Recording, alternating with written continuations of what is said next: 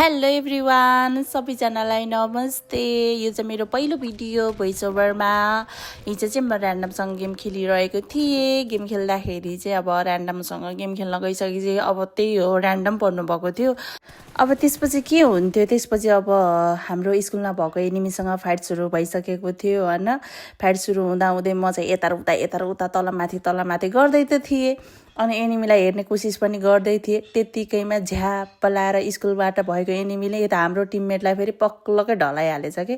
अनि त्यसपछि कहाँ रहेछ त भनेर मैले यसो पिक गरेर हेर्छु। अनि त्यसपछि देख्यो भने त्यसको घुच्चुकमा हानेर त्यसलाई थुच्चुकै राख्छु भन्ने प्लान गरेको थिएँ कि। तर त्यो चाहिँ उल्टो भयो कि। उल्टो मैले झन्डै परान फुत्किने गरी चाहिँ मैले ड्यामेज भेटेँ।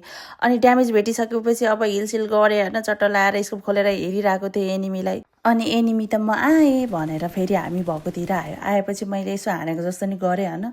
अनि त्यसलाई लागेको जस्तो नि भइरहेको थियो कि। अनि त्यतिकैमा फेरि त्यो एनिमीले हाम्रो नम्बर 3 जो चाहिँ नम्बर 4लाई बचाइरहेको थियो त्यसलाई नगरिदिन्छ कि।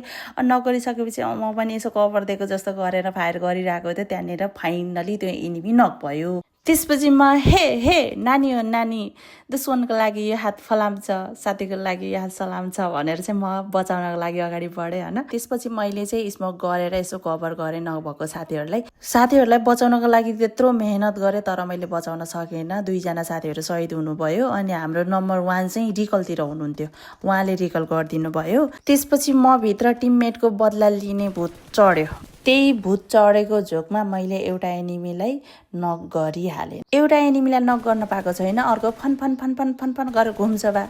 त्यसलाई पनि यसो हान्दाखेरि अलिकति ड्यामेज फेस गरेको थियो होइन। त्यसले पनि मलाई थाहा छ कि त्यसको एचपी लो भएको थियो। अनि मैले चाहिँ ग्रेनेड तन्काएर मार्छु त मुर्दारलाई पट्काएर मारिदिन्छु भनेको त केही पनि भएन। अनि गएँ म त्यही भएको ठाउँमा गएर यसरी हाने मैले। वाउ, यताउता दायाँ बायाँ गर्दै हाने, नक फिनिस गरेँ कि मैले त्यसलाई।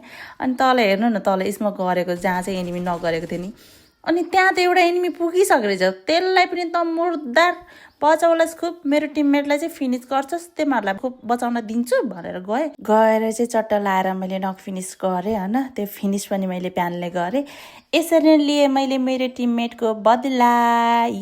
आजको भिडियो यति नै। भिडियो मन पर्यो भने लाइक पनि गरिदिनु होला। लाइक मात्र होइन, कमेन्ट पनि गरिदिनु होला।